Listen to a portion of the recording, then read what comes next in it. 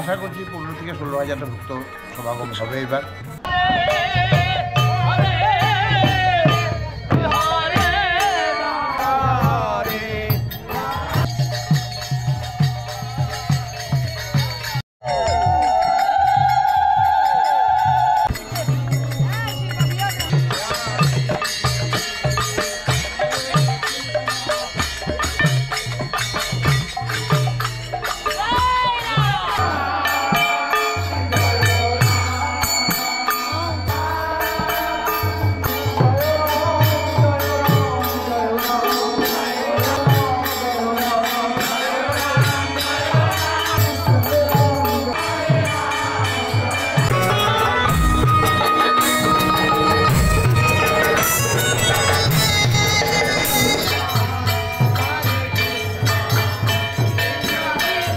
সম্পাদক হিসাবে দায়িত্ব গ্রহণের পর দয়াময় শ্রী শ্রী ঠাকুর এবং পরম পূজনীয় মহন্ত মহারাজের প্রেরণায় আজ থেকে সকল ভেদাভেদ ভুলে শ্রী শ্রী ঠাকুরের 165তম জন্মোৎসব পালনে ব্রতী হয়েছি।